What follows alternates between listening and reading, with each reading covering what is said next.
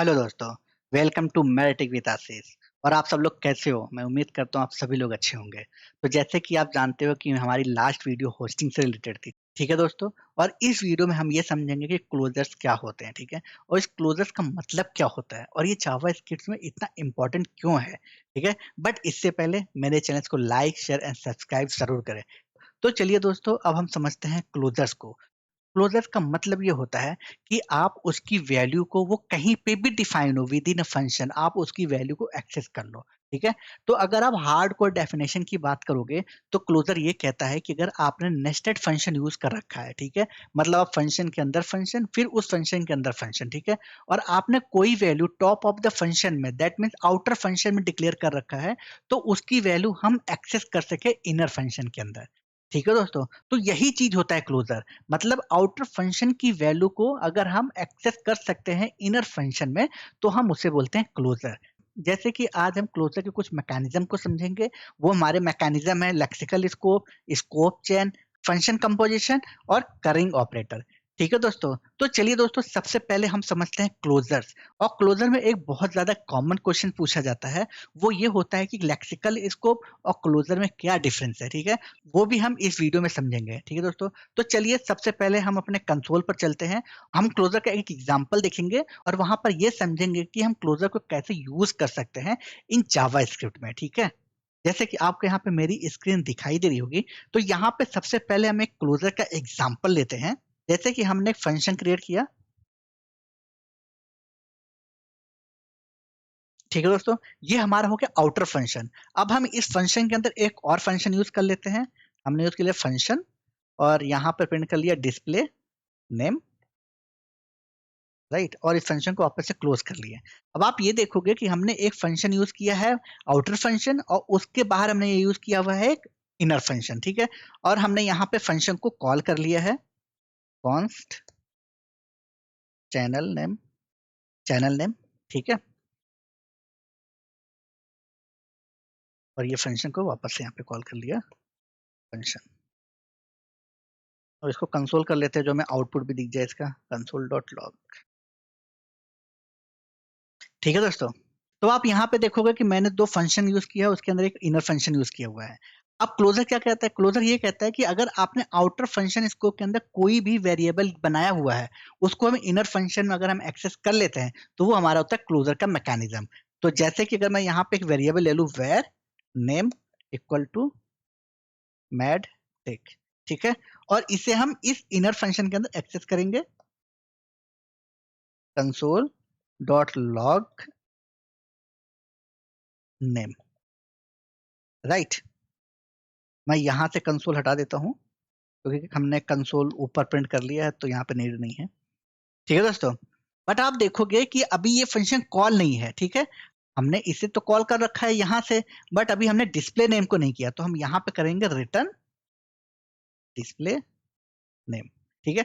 जैसे ही हमने display name किया, हमारा क्या हुआ? कंसोल प्रिंट कर दिया मैरिटेक। तो आपने देखा ये जो हमने वेरिएबल यहाँ पे डिक्लेयर किया था, जो आउटर फंक्शन स्कोप के अंदर, उसे हम एक्सेस कर ले रहे हैं इनर फंक्शन के अंदर। ठीक है दोस्तों, तो यही हमारा होता है क्लोजर। क्लोजर कहने का मतलब ये होता है कि आउटर फंक्शन स्कोप में डिक्लेयर किया हुआ कुछ भी अगर हम इनर फंक्शन में एक्सेस कर लेते हैं, तो उसे हम बोलते हैं क्लोजर्स। ठीक है दोस्तों, तो ये हमारा होता है क्लोजर का नॉर्मल सा एग्जाम्पल। तो अगर अब हम बात करें लेक्सिकल स्कोप की, तो लेक्सिकल स्कोप क्या होता है?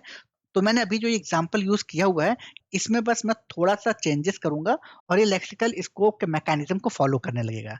ठीक है दोस्तों, जैसे कि सबसे पहले मैं यहाँ से रिटर्न हटाऊंगा। ठीक है दोस्तों, तो आपको बहुत ध्यान से देखना और समझना पड़ेगा, क्योंकि ये जो एग्जाम्पल्स है ये बहुत ज्यादा पूछा जाता है, ये क्लोजर और लेक्सिकल स्कोप में क्या डिफरेंस है। ठीक है दोस्तों, तो चलिए सबसे पहले मैं इस लाइन को यहाँ पे कमेंट करता हूँ और मैं यहाँ पे डिस्प्ले नेम के मेथड को कॉल करूंगा।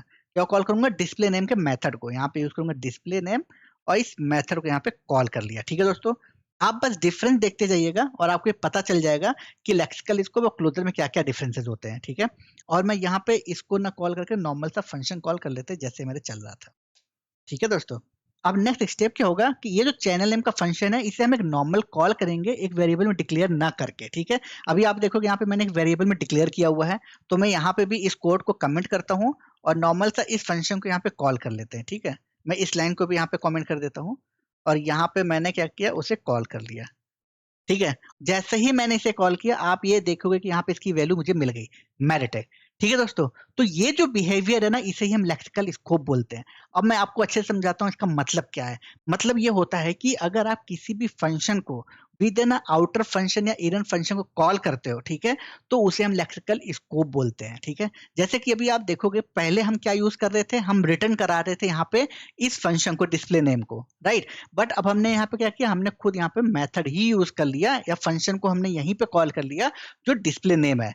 तो आप ये पॉइंट नोट कर लो कि जो लेक्सिकल स्कोप होता है वो फंक्शन पे डिपेंडेंट होता है। अगर आपने उस फंक्शन को वहीं पे कॉल किया हुआ है आउटर फंक्शन स्कोप के अंदर, तो वो हो जाता है हमारा लेक्सिकल स्कोप।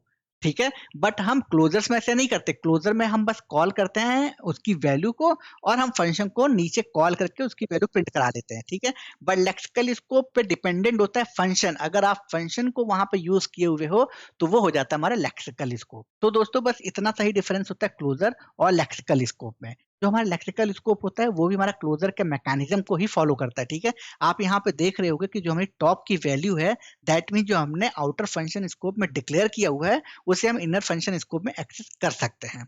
ठीक है दोस्तों, तो ये बात रही हमारा लेक्सिकल स्कोप की। और जो हम क्लोजर्स बोलते हैं इसी को ही हम बोलते हैं स्कोप चेन। स्कोप चेन मतलब कि हमने एक फंक्शन यहाँ कॉल किया आउटर फंक्शन, उसके बाद इनर फंक्शन कॉल किया, और इस फंक्शन के अंदर एक और हम फंक्शन कॉल करके इतने मल्टीपल फंक्शन कॉल कर रहे हैं, तो इसी को हम बोलते हैं स्कोपिंग चेन। ठीक है दोस्तों, आपको अच्छे समझ में आ गया होगा यहाँ पे कि क्लोजर्स क्या होता है, और क्लोजर का जो मैकेनिज्म होता है हमारा लेक्सिकल स्कोप या स्कोप चेन, वो क्या होता है। ठीक है, तो चलिए दोस्तों एक और हम एग्जांपल देखते हैं जो हमारा क्लोजर का ही मैकेनिज्म है, जिसे हम बोलते हैं फंक्शन कंपोजिशन। अब फंक्शन कंपोजिशन क्या होता है उसे हम चलिए एग्जांपल के थ्रू समझते हैं। ठीक है, तो मैं इस कोड को यहाँ से रिमूव करता हूँ। यहाँ पे हम सबसे पहले एक नॉर्मल सा फंक्शन लेंगे जिसमें हम दो वैल्यू को कैलकुलेट करेंगे। जैसे कि हमने यूज किया फंक्शन, और हमने यूज किया एडिशन, राइट, और यहाँ पे हमने वैल्यू पास कर ली है एक्स एंड वाई, राइट, और यहाँ पे हम रिटर्न करा लेंगे एक्स प्लस वाई, नॉर्मल सा मेथड हमारा। और यहाँ कंसोल कर लेंगे, कंसोल डॉट लॉग एडिशन को, और इस फंक्शन में यहाँ वैल्यू पास कर देंगे 3,5, राइट।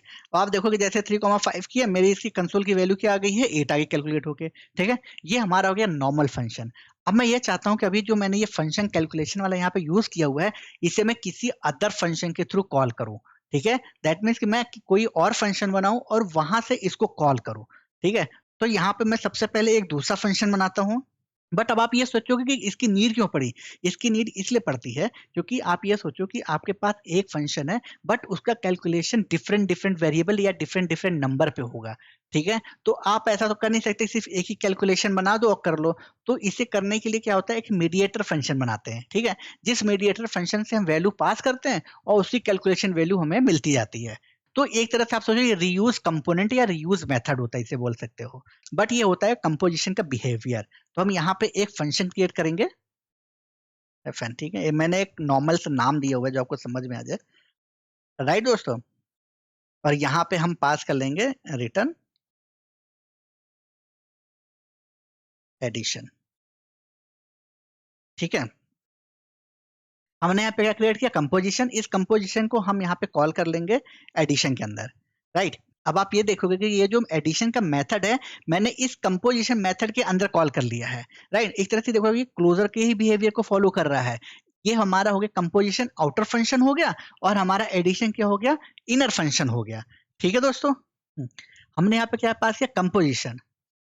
अब आप ये देखो कि इस कंपोजिशन के अंदर जो हमारा फंक्शन यूज है एडिशन का, यहाँ पे दो पैरामीटर पास है। तो हम एक पैरामीटर पास कर देते हैं 3,5, राइट, और यहाँ से इसको हटा देते हैं।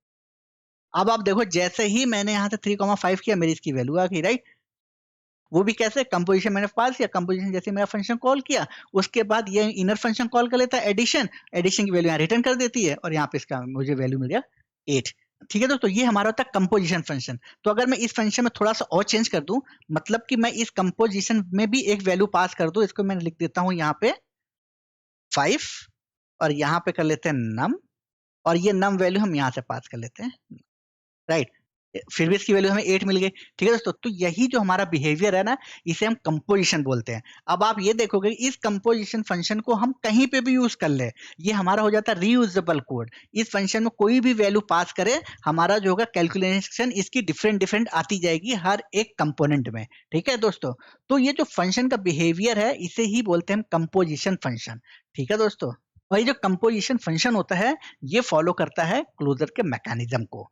राइट दोस्तों, आपको ये अच्छे से समझ में आ गया होगा कि कंपोजिशन फंक्शन क्या होता है और ये हमारे क्लोजर के मैकेनिज्म को कैसे फॉलो करता है। ठीक है दोस्तों, तो चलिए दोस्तों एक और हम एग्जांपल को देखते हैं क्लोजर का। वो बहुत ही ज्यादा इंपॉर्टेंट है क्योंकि ये एग्जांपल्स बहुत ज्यादा क्वेश्चन पूछे जाते हैं इंटरव्यू में, और इंटरव्यू के अलावा ये आपको जनरल वे में जब भी आप कोड लिखोगे, ये आपको यूज जब भी करोगे, ये आपको बहुत ही ज्यादा प्रॉफिट करने वाला है।